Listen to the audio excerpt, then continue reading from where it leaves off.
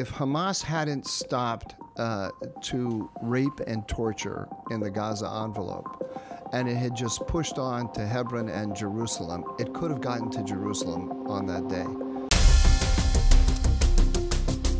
Hello and welcome to State of a Nation. I'm Eylon Levy. What is the difference between ISIS and Hamas? It's not the barbarism of their atrocities or their vision of global jihad. It's the fact that ISIS was a global pariah and Hamas is not. ISIS was opposed by a global coalition, determined to destroy its terror state in Iraq and Syria. Hamas is backed by a global coalition, determined to save its terror state. Today we're taking a deep dive into the geopolitical battlefield beyond Gaza to Hamas's state sponsors, the governments that arm Hamas with the military, financial, and diplomatic support it needs to continue its forever war against Israel. We look at the states scrambling to save Hamas from the war it started.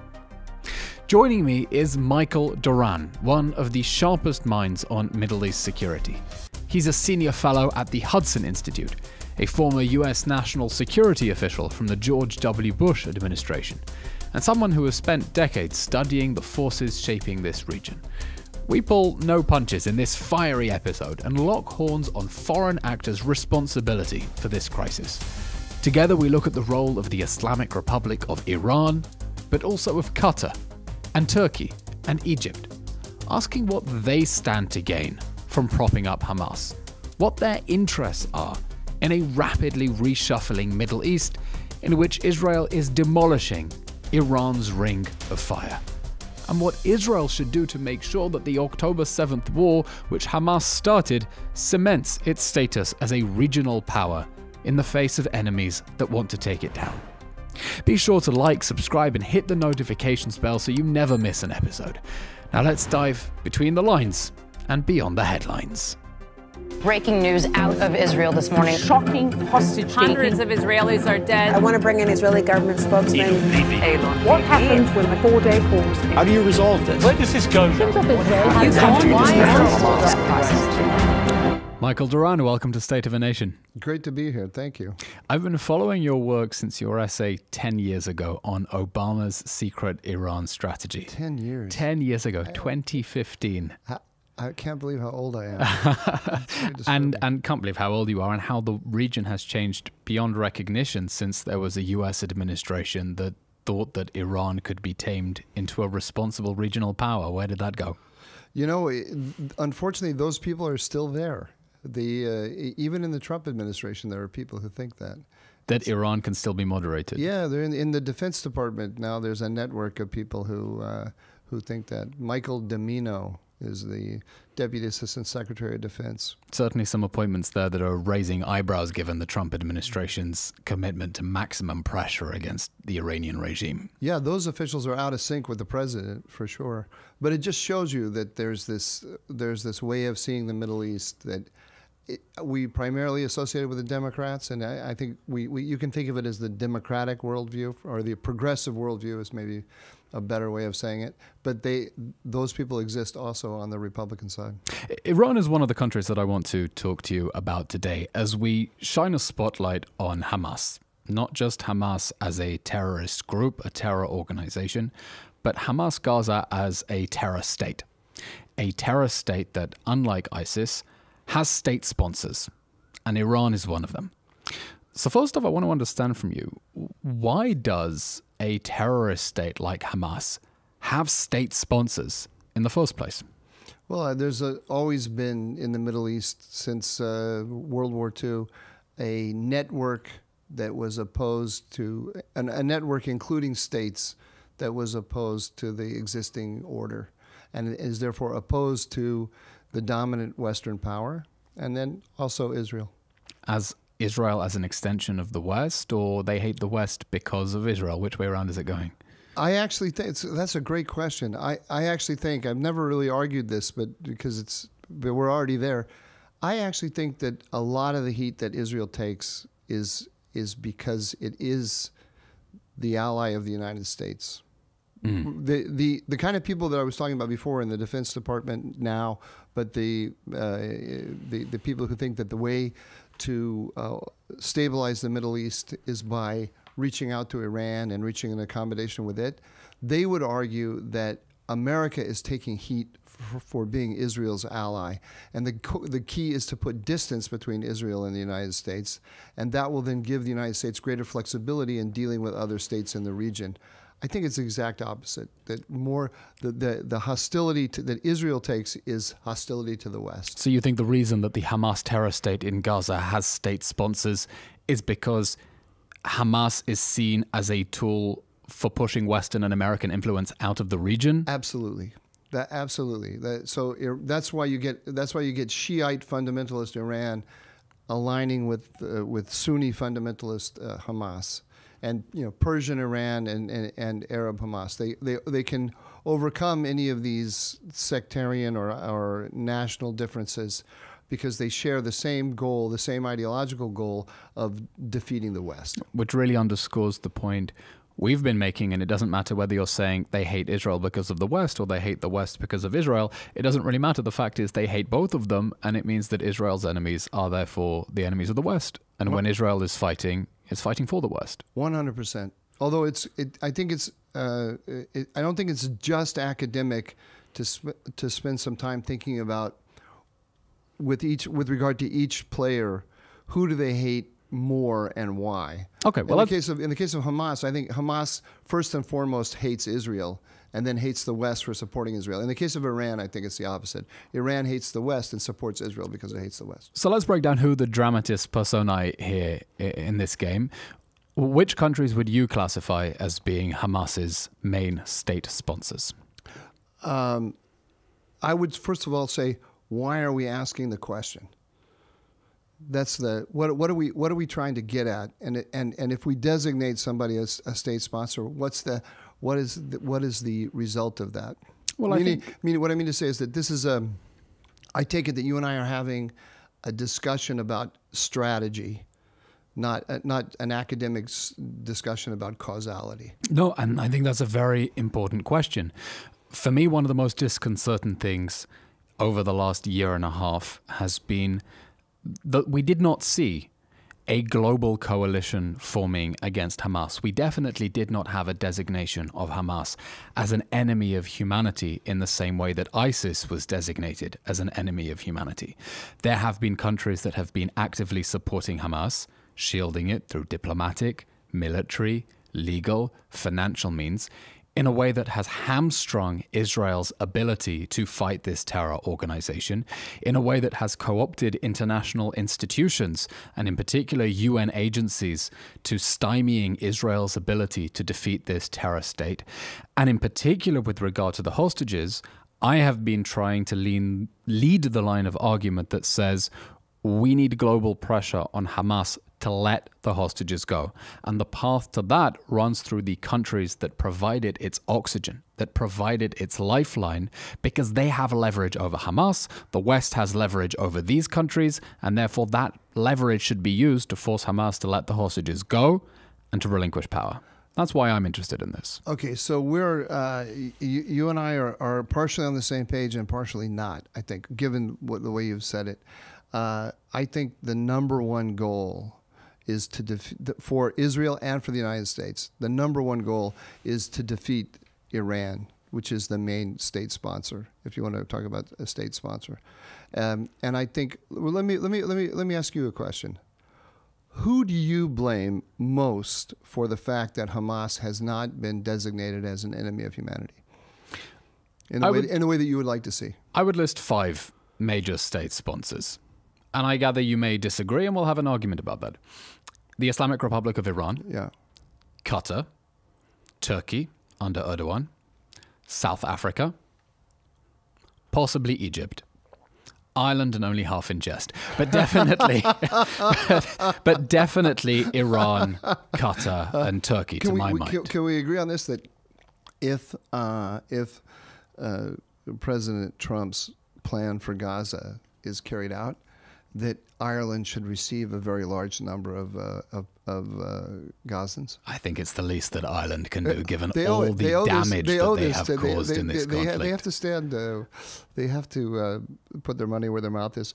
So you would classify Iran as a state sponsor of Hamas. You would push back on the others? No. My question was, who do you blame for the fact that Hamas has not been designated? We haven't.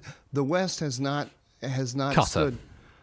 Qatar, really? Qatar, yes. See, I would blame the state that hosts Hamas leaders on its soil and has not handed them over to the Americans, extradited them to force them to release the hostages. I would blame the country that is running Hamas's global PR through Al Jazeera, which is just the social media handle of the Qatari royal family. I would blame the country whose the mother of the emir mourned Sinwar when he was killed. I would blame Qatar because on October 7th, as Hamas death squads were still rampaging through the kibbutzim in the south, Qatar condemned Israel. I believe that the most plausible hypothesis is that Qatar told Hamas to keep the hostages. Qatar has never told Hamas to release the hostages unconditionally and immediately. I think that Qatar told Hamas to hold on to the hostages until it gets the ransom arrangement that will allow it to remain in power. So we do have a very significant disagreement, because I blame the United States for the failure of the West to stand as one against Hamas. I think there was a mistaken American framing from day one. The Americans defined, when I say the Biden administration, defined the conflict as a Palestinian-Israeli conflict, and it never was that. It was always, from moment one, an Iranian-Israeli conflict. And I would even say, on the basis of what we were saying before, it was actually an Iranian-American conflict. Iran is carrying out an asymmetric conflict against the United States. And if the United States, if the Biden administration had defined it that way from the beginning, then it changes the framing of everything. So that then all of those, for example, just to give one example, all of those protesters on American campuses that were saying from the river to the sea, they're not protesting for the human rights of Gazans. They become a fifth column of an enemy of America on America's campuses.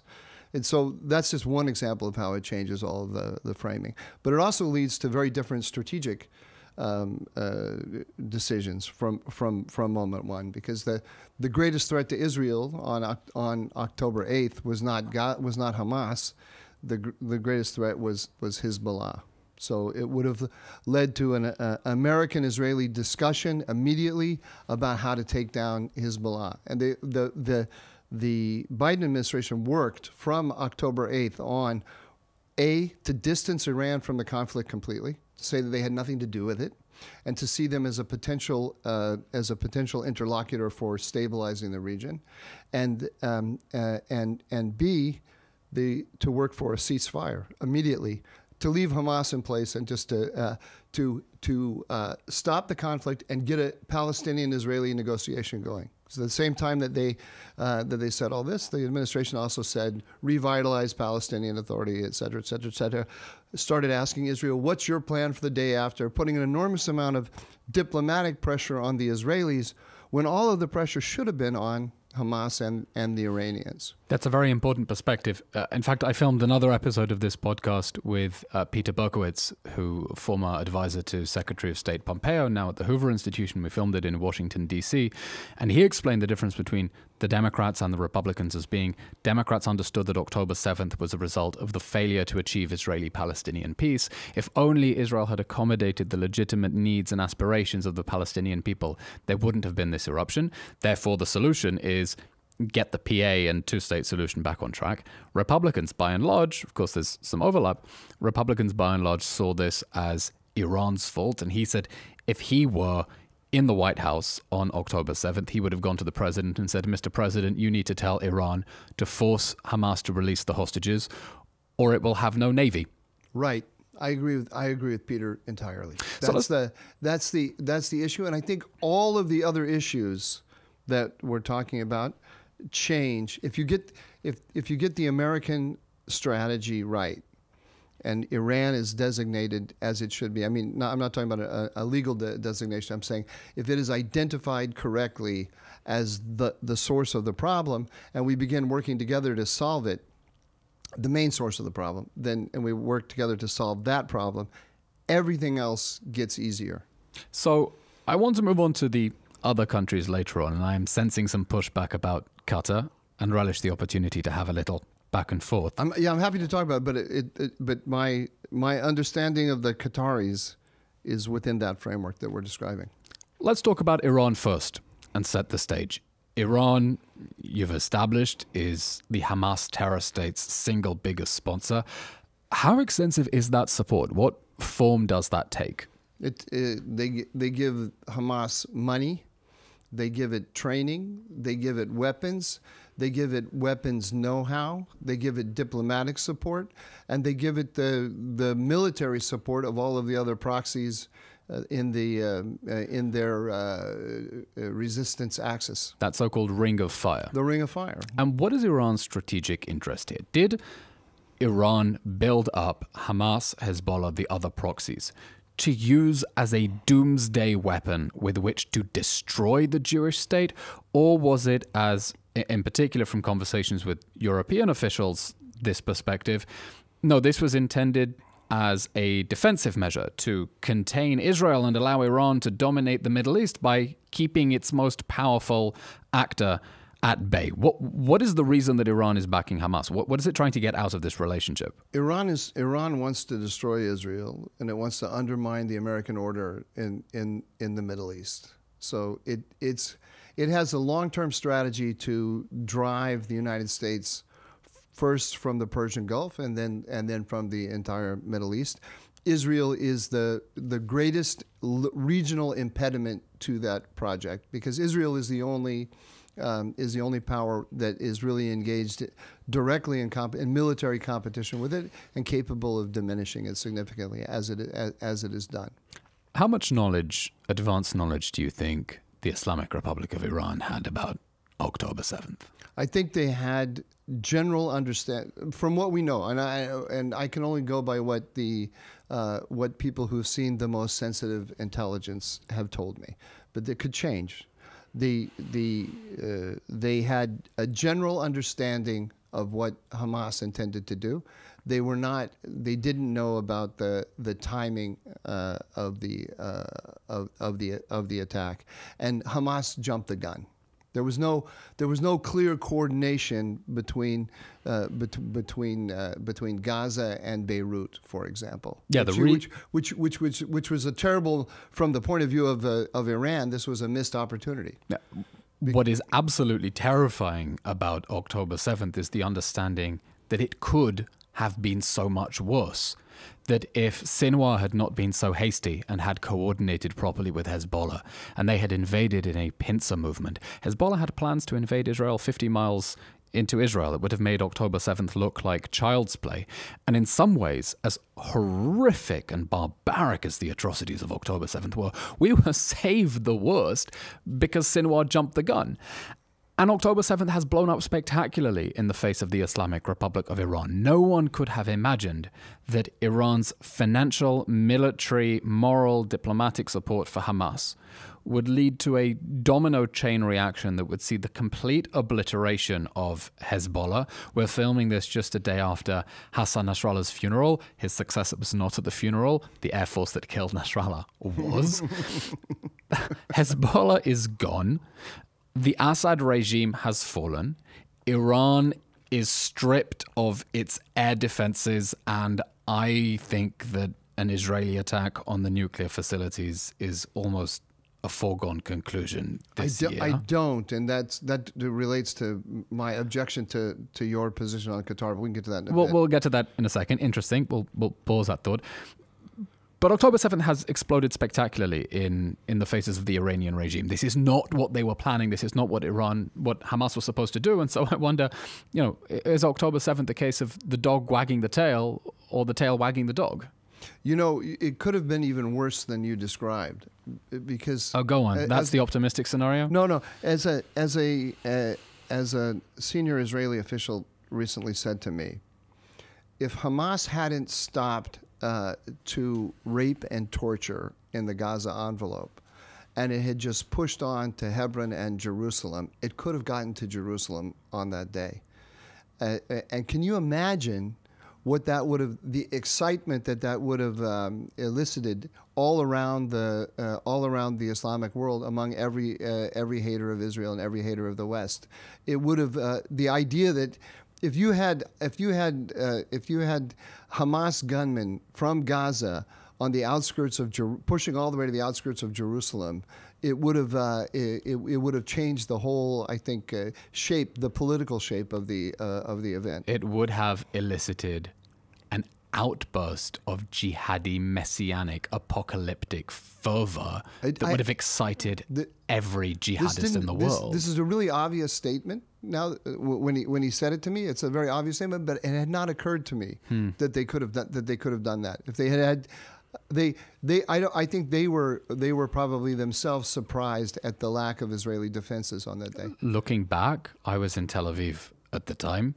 I didn't think that I was in imminent danger. I mean, there were rockets. There was a rocket that hit a building 100 meters away from my front door. But apart from that, I wasn't scared that Hamas gunmen were going to rock up underneath my building in Tel Aviv. And in hindsight, I should have been. But I'll get back to this question. Was October 7th a case of the tail wagging the dog, given that the Iranian regime built this network of proxy armies to protect its regime and then ended up going to war with ballistic missiles to try to protect its proxies? I think I wouldn't put it tail wagging the dog, because I think that they actually intended to have something like this happen, take place at a time of their choosing.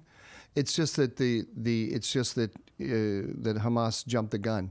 More and more, we're learning that the plans existed to try to do exactly what you said: have Hezbollah invade the Galilee, and for Hamas to carry out an attack of this kind in the Gaza envelope. But Iran's strategy is asymmetric. I don't think they were trying to destroy Israel in one blow. I think what they're trying to do is, and they have succeeded in doing, this is a very important point, they have succeeded in drawing Israel into a war of attrition. Because the Israeli military, the Israeli society is not built for a war of attrition. And no Israeli war planner expected that they would be in a war of attrition. It's the longest war in the country's history, after literally the war of attrition. And it's still not over. And that's the challenge that we need to solve. When I say we, as an Americans and Israelis together need to solve. Given that October 7th has exploded, which again is why I'm against designating Qatar and Turkey. We'll talk about that in a second.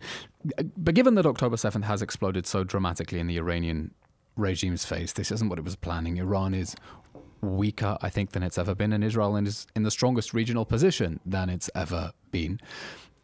Are you seeing Iran reevaluating its relationship with Hamas? Because this was a massive investment that has just gone down the toilet. And there is a question: is the Iranian regime going to try to double down and try to rebuild the Hamas terror state, rebuild the Hezbollah terror state within a state in Lebanon, or is it going to change tack? October 7th has changed everything.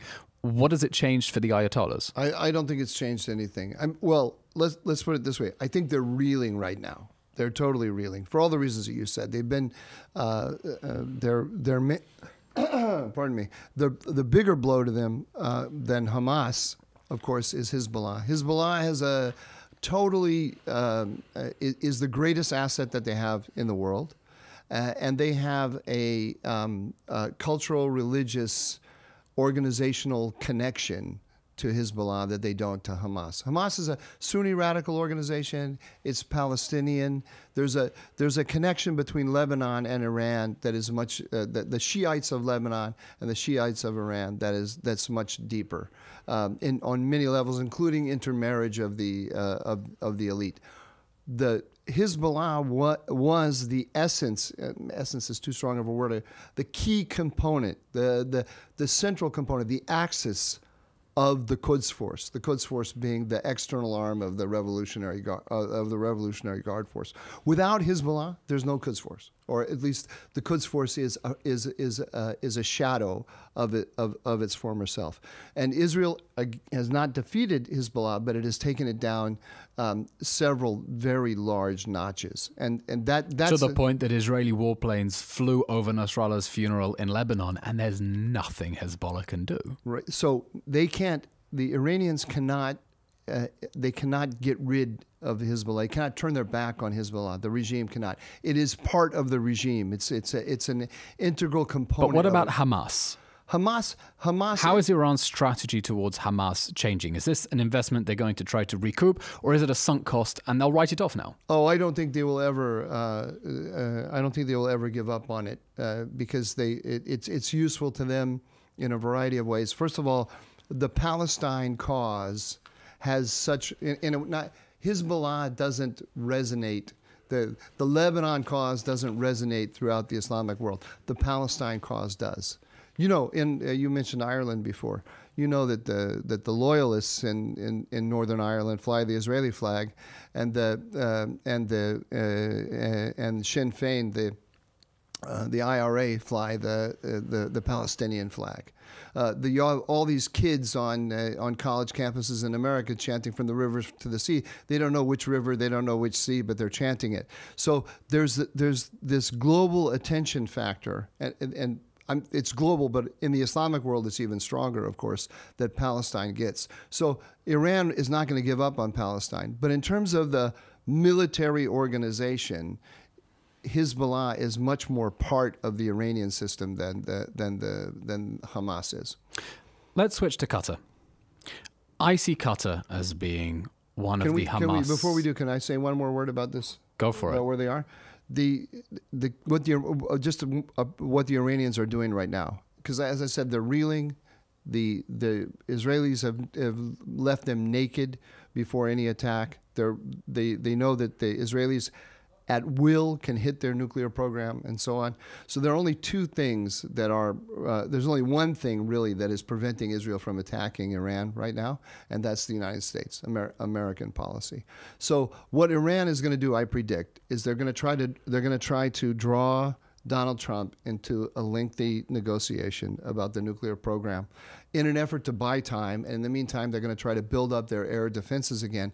And they will try to recoup everything that they can, especially in Lebanon, but also with regard to Hamas. It makes sense that the Iranian regime would try to bog the Americans down in the promise of negotiations. The problem is the timetable doesn't match up, and there is no time, because the JCPOA is set to expire this autumn, or fall, as the Americans would say. That means that the E3 have only until the summer to go to the Security Council and declare that Iran is in significant material non-compliance with the JCPOA in order for the sanctions to snap back. Because if the deal expires come, when is it, October, the sanctions regime disappears and Iran is free to waltz out of the JCPOA and even the NPT, because the JCPOA will be over, the Nuclear Non-Proliferation Treaty. And that means that we're now in February. We only have a few months until the E3 has to pull the trigger and try to get the Security Council to reimpose sanctions. And here's an additional complication. The Europeans are now in a position where they can demand a much tougher agreement than the JCPOA. Why? Because the JCPOA assumed a breakout time of 1 year, and now Iran has a breakout time of 2 weeks. They could have enough fissile material for a nuclear bomb in 2 weeks. Some people think that it already has that nuclear material. Iran is also much weaker than it ever was, and that means that any nuclear agreement would mean more restrictions in the JCPOA in exchange for less sanctions relief. But on the other hand, Iran is so much closer to getting a nuclear bomb that really the only strategically sensible option is for Iran to acquire nuclear weapons, and the only leverage that the West has against Iran breaking out towards nuclear weapons is the threat of Israeli military action. It's the only bullet left in the West's arsenal when Iran is 2 weeks away from getting nuclear weapons. So I'm not optimistic about the prospect for negotiations. And I think the Trump administration will be looking at this as well and saying, we don't have time for the Iranian regime to string us along with the promise of negotiations, because we only have a few months to get this thing in the bag, or they can waltz out of the NPT altogether. I hope so. I agree with every word you said, with the slight exception that it's not clear to me what the Trump administration is going to do on any of this. I hope that they see it exactly like you do. I hope they're watching this podcast and they'll take my warning. Which is also the way I see it. But I'm looking for the signs, and it's just not clear to me what exactly they intend to do. But what I do see is the Iranians trying to rope the Iranians have launched a charm offensive, and they're very good at this. So telling Washington through every channel that they can get, that they can tap, that all problems can be solved by sitting down and negotiating with Iran. And the goal of that is to buy time to rebuild their defenses. So the Iranian regime is the Hamas terror state's major state sponsor, huge financial, diplomatic, military, economic backing. You think it is going to try to double down on that strategy because playing the Palestine card lets it vie for leadership of the Islamic world, rally up the masses around the Arab world. But let's talk about Qatar as well. If they compromise on their on any of these issues, they stop being the Islamic Republic. I don't think they can. Let's talk about Qatar. Qatar hosts Hamas's leadership. Qatar has not handed over Hamas's leadership to the Americans, even to the Al Udeid air base inside Qatar. Qatar condemned Israel on October 7th as the massacre was still unfolding, and when Sinwar was killed, the emir's mother mourned Sinwar. To me, it's clear that Qatar told Hamas to keep the hostages until it gets a ransom arrangement that will allow it to remain in power. And that's even before we get onto the question of the massive interference that Qatar has been running for Hamas through Al Jazeera, which, surprise, surprise, somehow gets the media exclusive on the first interviews with the hostages because they're the exclusive media partner of the hostage parades that Hamas has been holding inside Gaza. To me, it's been clear that Qatar has been playing a deeply nefarious role, that it is not acting as a mediator, it is acting as Hamas's intermediary. And the fact that it's poured so much money into the West and to its institutions gives it the buy-in of Western actors who are not willing to condemn Qatar because it's basically bought them off. Would you agree with that assessment? No. Why not? I don't, because of all the things that we said and you and I agreed on up to this point, you pointed out that there is that the deadline on snapback is coming up in the autumn. I'll use your word, and we don't have a lot of time left. I think you'll also agree with me that Iran is the number one enemy of Israel and of the West in the Middle East. Do you agree with that? The Islamic Republic of Iran, I should emphasize, because whenever we say Iran, we get angry responses from Iranians who say, no, the Islamic Republic does not represent Iran. Yeah, okay. So, okay. Well, I'm gonna engage in the usual shorthand. Disclaimer: when we say Iran, Israel, we're referring to the Israeli regime. government. When I say Iran, I'm talking about the Iranian government and so on. So, but you agree with me that the Islamic Republic of Iran is the number one enemy. Yes, and is not qualified, and it is not defeated.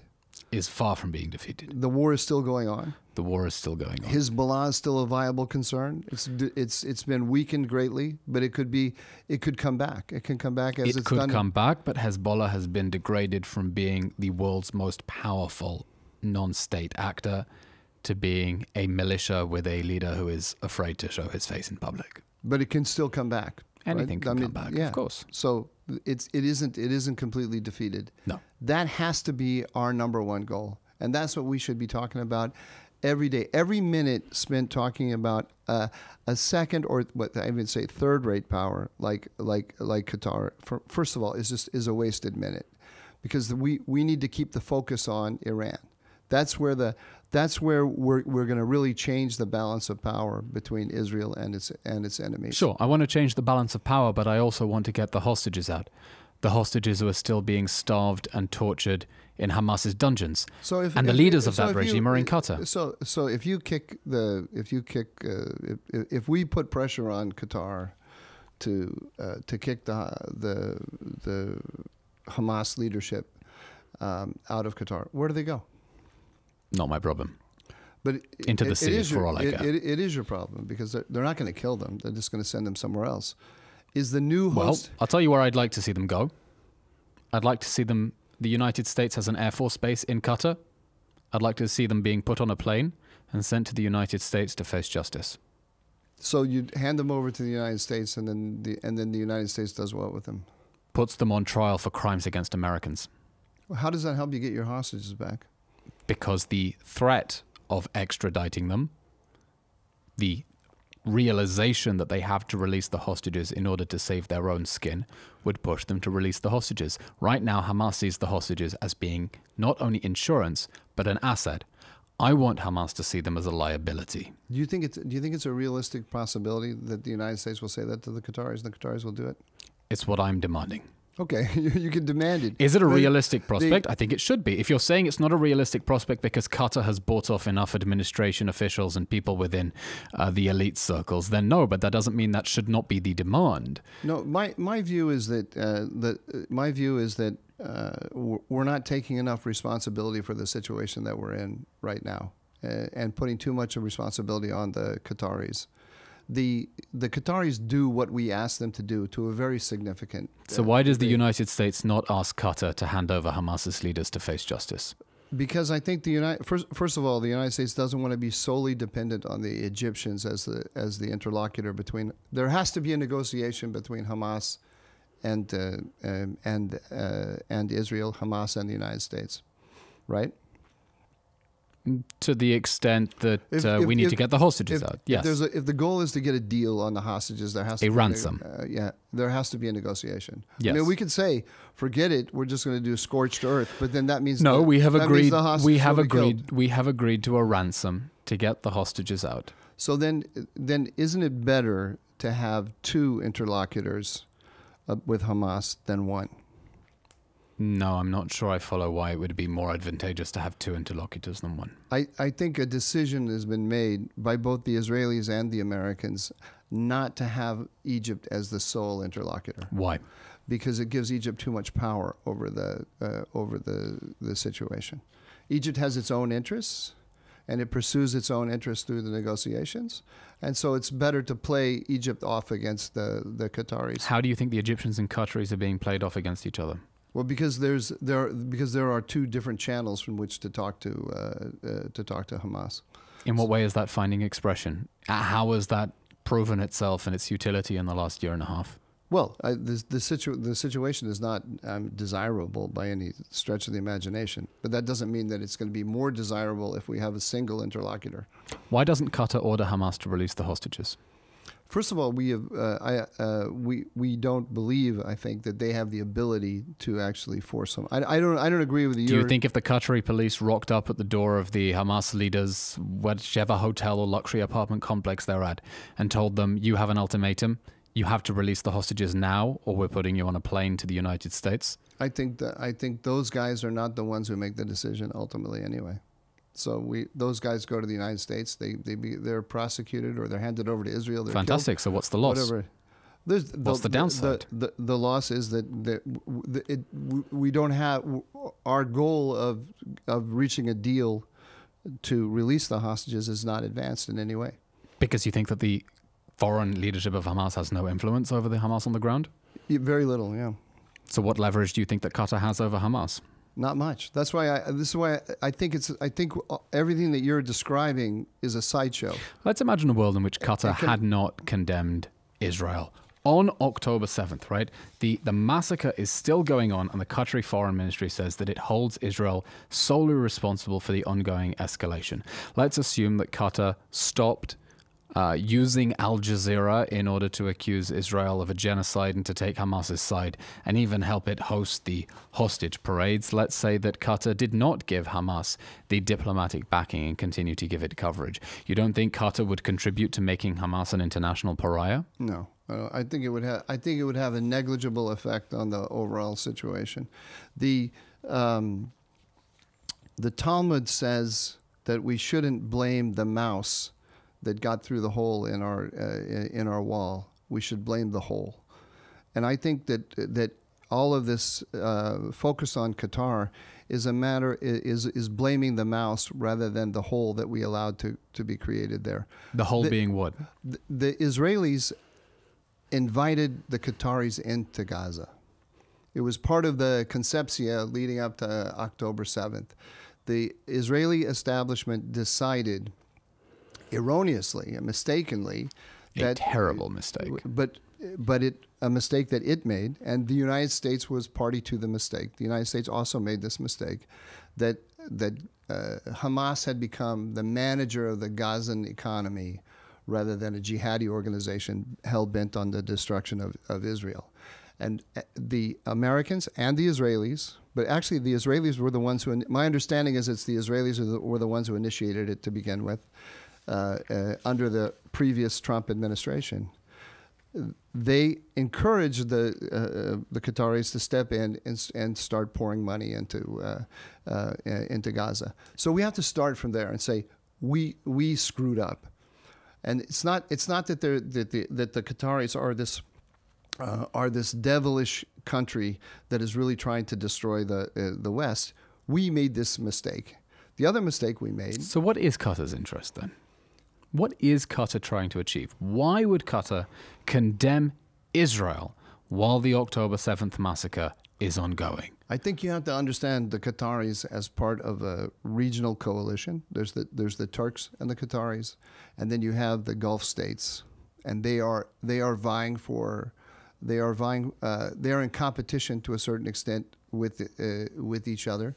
It's a complex, multi-dimensional competition, and a lot of their discussion among a lot of the things that they say about the Palestine question are parts of the debates among themselves about power relationships between them, and also what kind of societies they want to build. And it really doesn't have anything to do with a strategy toward Israel per se.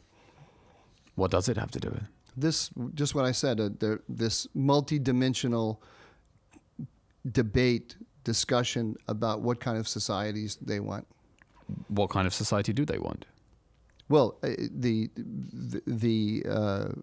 one wants a larger role for Islam, and the other wants a greater secularism. Right now, that's where it is at the moment. I mean, whatever kind of societies they want, it's clear that since October 7th, Qatar has been doing everything in its power to ensure that Hamas remains the government of Gaza after October 7th. The Prime Minister of Qatar gave an interview. There's an unreality to this discussion, right? A minute ago, we're talking about Iran, which has created this whole proxy network around the region, sucked Israel into a war of attrition, which is still going on. It's still going on. There's a limited amount of time, there's a limited window in which to strike Iran's nuclear program or to have snapback at the UN. And we're talking about a country that doesn't have a military, is completely dependent on the United States for its defense, has a population of, I don't know how many. I don't even actually know off the top of my head how many Qataris there are. Not people living. Very few, and it's how they're able to use their insane gas wealth to capture vast waves of Western elites. Of numbers, I wish I had it at my fingertips. A few 100,000. But yeah, 300,000 people maybe. Right? This, you and I should not be spending our time talking about a country like that. Well, I wish we had the luxury of focusing on only one threat. The fact is that the Prime Minister of Qatar recently gave an interview to Israeli TV, to Arad Nir on Channel 12, in which he said that Qatar has been pushing for Israel to accept this ransom arrangement since October 8th. Qatar has been pushing what Qatar wanted immediately after October 7th was for Israel to perform a mass release of Palestinian prisoners, to leave Hamas on its feet, to leave Sinwar alive, to perform a victory parade through central Gaza. It would have excited jihadists around the world and inflamed their ability to continue waging jihad against Israel, which is exactly what the Iranian regime wants. How many enemies should Israel focus on at any one time? You've already got got Iran. No, it can't. That's a mistake. That's a when mistake. people want to kill us, we need to be vigilant. We don't have the luxury of saying Iran is the only country that we have a problem with. The fact is, our enemies are coming from multiple angles. When you ask me whether, is the Iranian regime the biggest threat to Israel, and I hemmed and hawed and said maybe, well, it's also because the Palestinian national movement, which the Iranian regime sees as a proxy, as a vehicle for its attack against Israel, they're still there and they're still an independent actor. Number one is Iran. Number two is Hezbollah. Number three is Hamas. Maybe we flip it. Maybe say Iran is number one, Hamas is number two, Hezbollah is number three. I would say the Palestinian national movement. Wouldn't necessarily distinguish between Hamas and other actors that remain committed to the same vision of Israel's destruction from the river to the sea. Well, but from a military point of view, you have to focus on those who are able to take up arms against you today. And I'm concerned about the country that was trying to keep the Hamas terror state in power on October 7th. It's again 300,000 people, very far away from the and a lot of oil wealth. Very far, they have money. They have money, but they also are very responsive to what we ask of them. Go on. So American policy toward Iran is X. The Emirati policy toward Iran is X minus 1. The Qatari policy toward Iran is X minus 2. It's always that way. That's how it works. Nobody talks. There's nobody in Israel that I've spoken to that's talking about the massive amounts of Iranian money that are sitting in bank accounts in the UAE. Everyone in Israel loves the UAE for good reason. The UAE is doing a lot of very, very nice things with respect to Israel, but it also hedges toward Iran in ways that Israelis turn a blind eye to, and Americans also turn a blind eye to this. If Qatar is so responsive to the United States, I'll get back to the question, why should the United States not ask it to extradite Hamas's leaders? What does the United States have to lose by making that demand? The United States has decided, we can say it's a good decision or a bad decision. It has decided from moment one to use the Qataris as interlocutors with Hamas. We could decide, the difference that you and I have here is, I don't care if the Biden administration, we don't have the Biden administration, if the Trump administration tomorrow decides, okay, we don't want to use you in that role anymore. Fine, we don't use them in that role anymore. Someone else is going to adopt the Hamas leaders, those individuals who are there. If they're killed, they're going to be replaced by some other external leadership. You're saying the United States allows Qatar to host Hamas's leadership so that it can use Qatar as a channel of communication to Hamas? We asked them. But why to. does if the Hamas leaders in Qatar are not the ones calling the shots, and you think that they don't have influence because if even the threat of arrest and extradition would not be enough to get them to force Hamas in Gaza to release the hostages, then these are impotent actors. And why do you need a line of communication to the foreign leadership of Hamas? Why do you need Qatar? Why do you think the Mossad hasn't killed them? In Qatar? Yeah. Probably for fear of an American response. Right. So everything takes you back to where I tried to push us. American policy. What should American policy be? And what should the United States focus on? When you and I have a conversation... No, I still don't understand why the United States needs Qatar as a line of communication to Hamas if you're saying the Hamas leaders based in Qatar aren't the ones calling the shots anyway. Well, we all know the guys on the ground in Gaza are the ones calling the shots, ultimately. In which case, how is the presence of the Hamas leadership in Qatar helping? Well, there has to be, if we're going to have a negotiation, there has to be a channel of communication. And you've basically got one other choice. If you're not going to work through the Qataris, then you're going to work through the Egyptians. If you get rid of the Qataris and you work through the Egyptians, then you're completely at the mercy of the Egyptians. Let's talk about the Egyptians then. Because they tell you what the messages are, and they tell you, and they use it to increase their own, and maximize their own interests. Let's talk about the Egyptians. What is Egypt's interest in the October 7th war? Interest in the war or interest in Hamas? What is its Gaza? strategic interest? Yes, apropos the Hamas terrorist state. So it has many interests. Number one, Hamas is a Muslim Brotherhood, and Hamas is an arm or a wing, an outgrowth of the Egyptian Muslim Brotherhood. So it has an organic connection to the Muslim Brotherhood opposition inside Egypt. It's right on Egypt's border. This is the only, Egypt in terms of international stature over the last 50 years has grown smaller and smaller and smaller. This is the last issue on which Egypt plays major international issue on which the Egyptians play a leading role. So they have their internal interests. They have their stature in the international community. It's a question of their border with Israel. They also make some money. But what is Egypt they also trying make to money achieve? They make some money off of the smuggling. Okay, yes, on. Egypt. But that's a second. I think Egyptian corruption a secondary. Egyptian concern. corruption making a huge amount off the humanitarian aid. Fine. I mean, it's a big issue in and of itself. But let's put that. But to one side. I agree with you. I don't think it's the major Does issue. Egypt want this war to end with Hamas in power in Gaza? Egypt wants the war to end. Period. How? Hamas I want the war to end, but I don't want it to end with people who are promising more October 7ths in a position to do it. That's not their number one concern. Egypt has suffered in many ways more than any other country other than Israel because they have suffered greatly economically because the Houthis have shut down or drastically reduced international trade through the Suez Canal. And why has Egypt not done anything about that? What can it do? I don't know. I mean, this is one of the things that puzzles me. The Houthi pirates have basically shut down Egypt's revenues from the Suez Canal. And yet the Egyptians don't seem to be treating the Houthis as an Egyptian problem. It's been the US, the UK, and Israel bombing the Houthis. But the Egyptians don't have the capability to project power beyond their borders significantly. They are dependent on the United States to do that.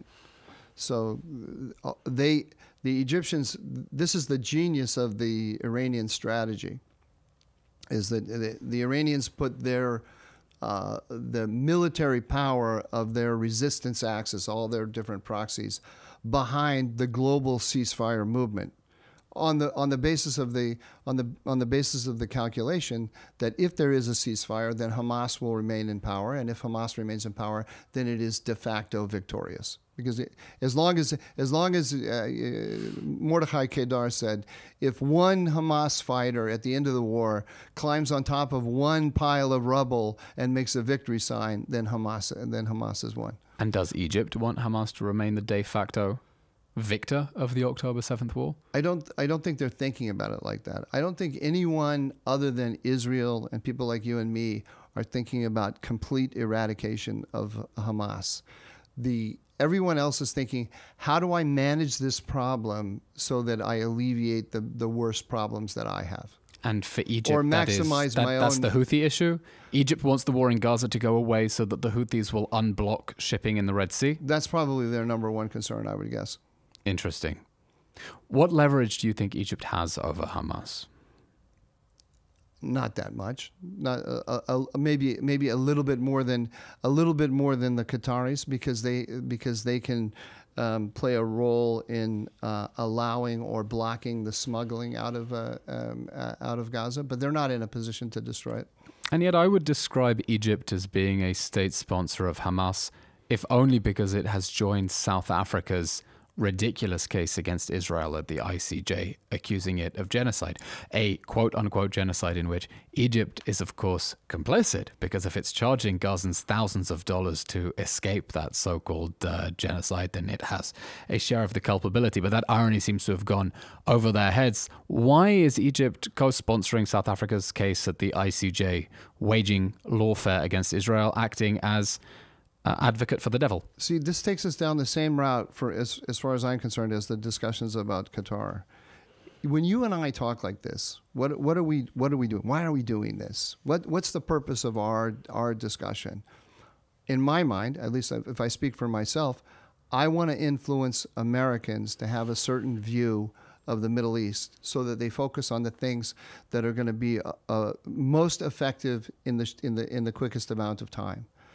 Any discussion that we have about the Qataris, the Egyptians, the Turks, anyone else takes away from focus on the thing that is really going to make the biggest difference. But we have to focus on multiple things. We cannot just focus on one power. Strategy is about prioritization. Prioritization, but also understanding how there are multiple overlapping pieces and tectonic plates that are shifting. All over the Middle East, the knee bone is connected to the thigh bone and so on. But if you go down that route, you get lost. And we're starting, if we're trying to influence decision makers in the United States, we need to keep them focused on one thing and one thing only. I care about containing the Iranian regime. It doesn't mean that I, as an Israeli, can turn a blind eye to the fact that a neighbor that is massively profiteering off the trade of humanitarian aid is accusing my country of genocide at the ICJ and poisoning global public opinion against us. I have to care about that too. What is the single greatest thing that Israel did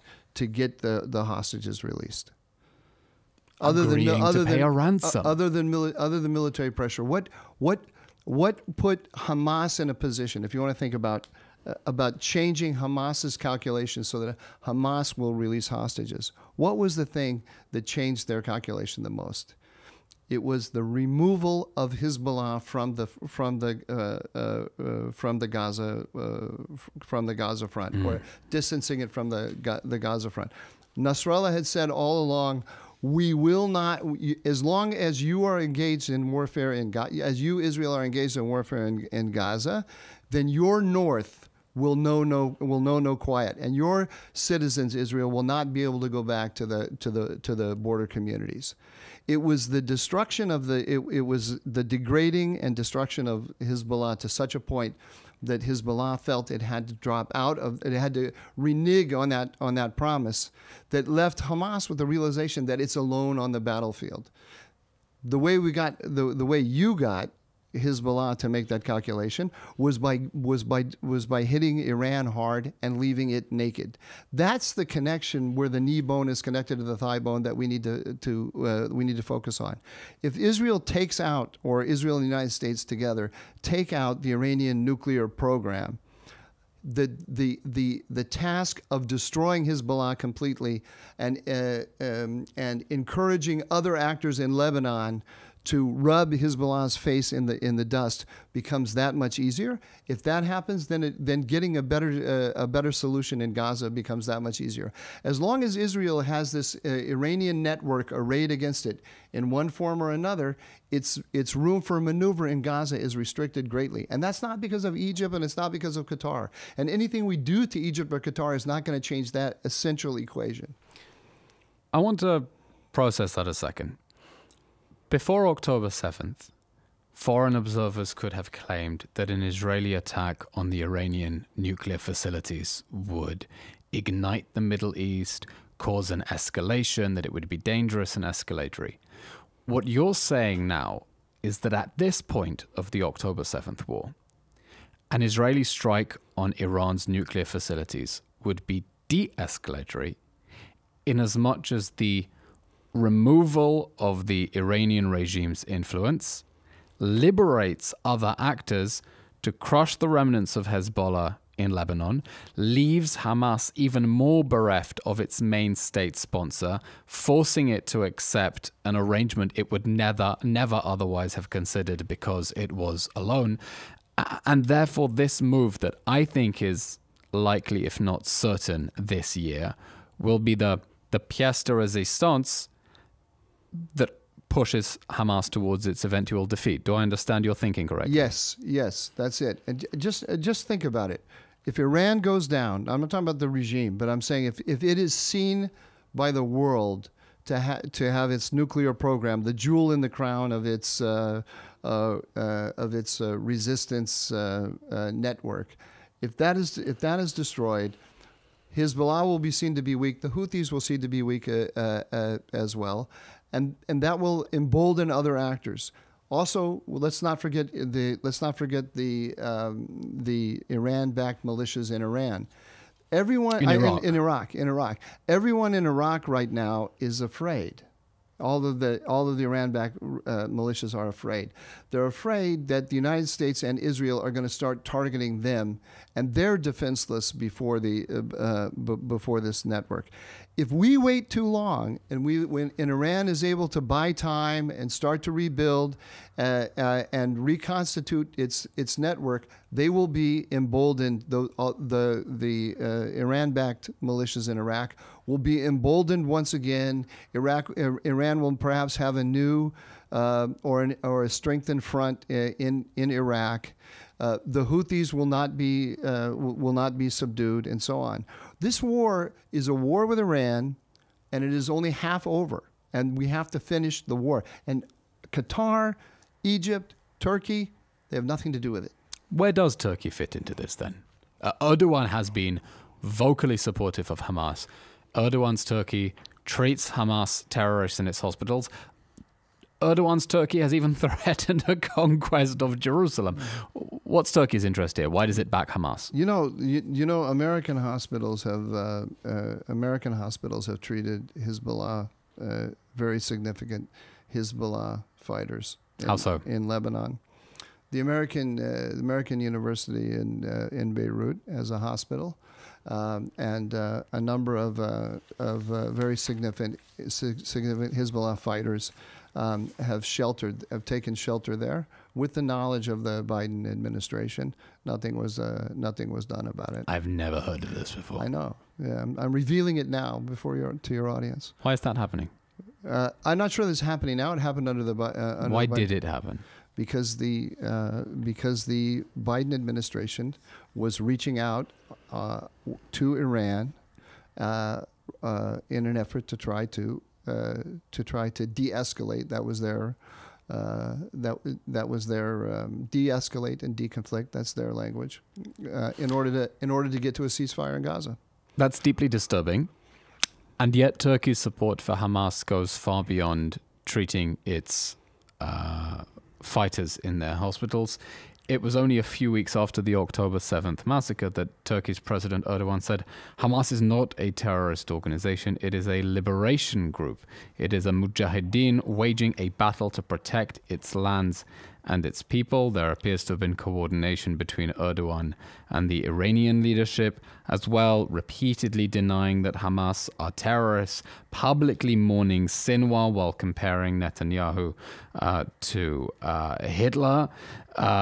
Reports that Hamas leaders are in Turkey. In fact, when Khalid Mashal called for a resumption of suicide bombings, he did that from Turkey, from the territory of a NATO member state. So why is Turkey backing Hamas? So, again, just as I said about Qatar and Egypt, before going into all of the intricacies of the Turkish relationship with Hamas, where does this lead if we start talking about it this way? And what effect does it have on our regional strategy?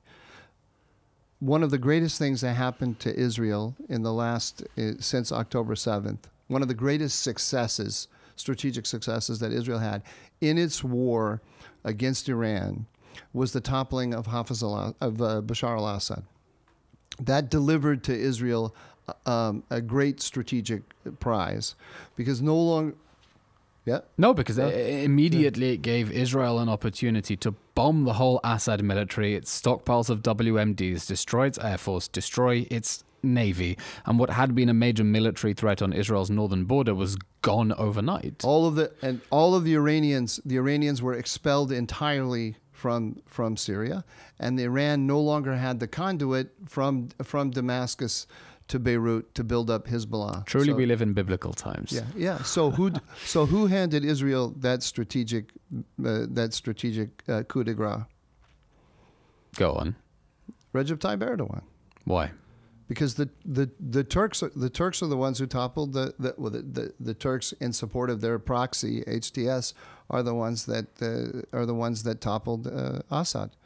So the expansion of Turkish power it worked greatly to the advantage of Israel.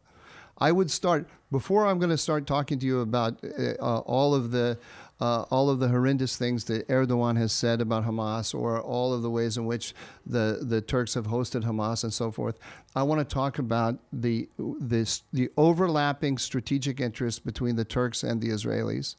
And if we start focusing, if we make the center of our policy toward Turkey their position on Hamas, what effect does that have on the benefits that we get from Turkey with respect to the So Iranian what network? overlapping interests are there between Israel and Turkey that means we should turn a blind eye to it harboring the October 7th monsters?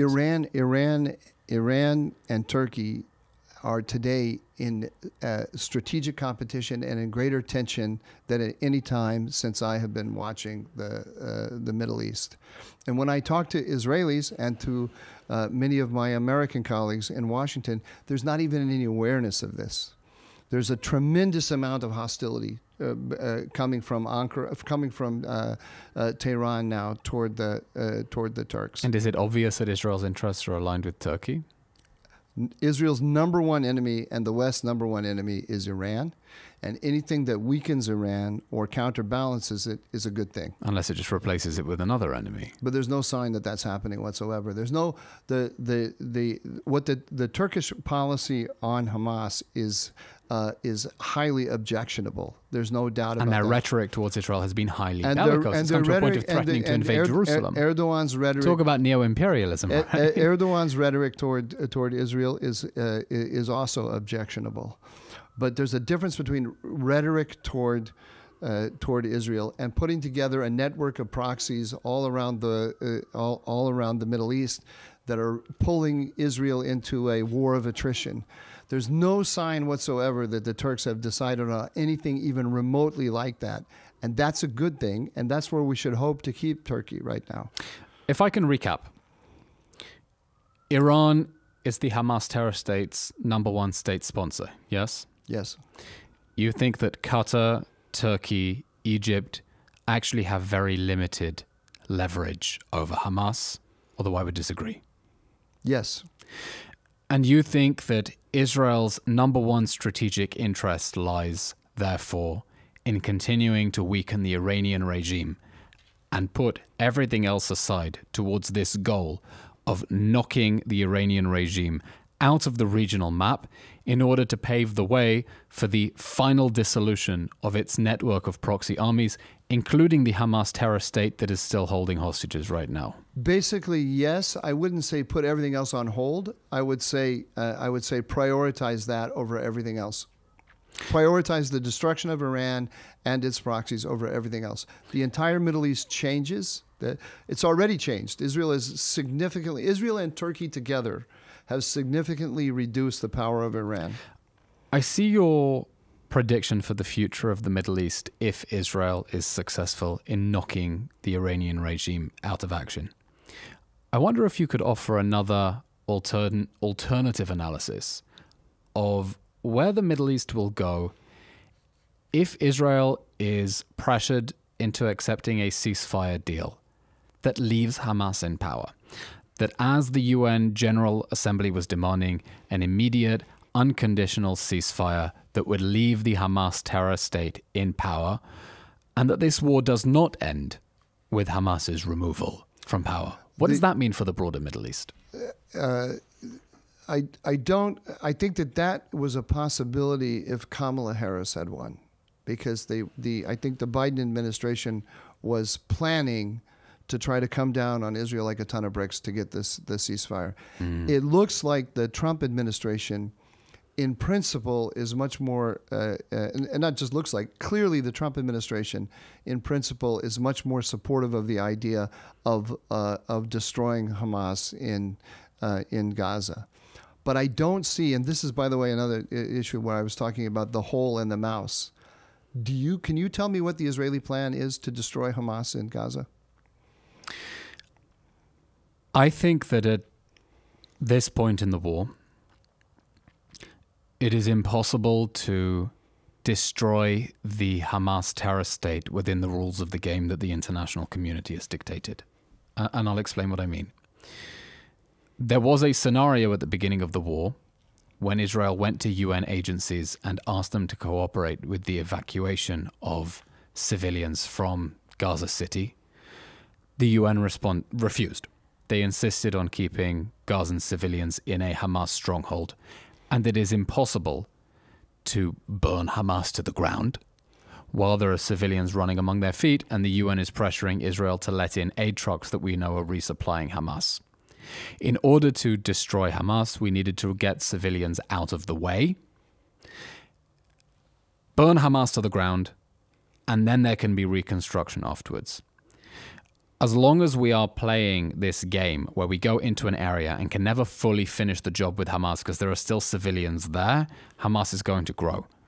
The prospect that the Trump administration has raised now of the evacuation, removal of people from Gaza out of the Strip opens the possibility of being able to target the Hamas terrorist infrastructure that they deliberately hid underneath civilian areas and buildings in order to shield it. So I think if there is a way to get the civilians out of the way, to IDP camps, out of the Gaza Strip, so that Israel can burn Hamas to the ground, like the international coalition burned ISIS to the ground. And no one said, no, civilians have to remain inside Raqqa and Mosul, and you need aid trucks to go into the center of Raqqa and Mosul while the whole world is fighting ISIS. If that's possible, there is a viable path to defeating Hamas. As long as civilians are still running around under Hamas's feet, I'm not sure how it can be done. So that should be our number one priority. Our number one priority should be, our number one priority together with destroying the Iranians. We need to actually dismantle Hamas in Gaza so that we need to take the aid away from it.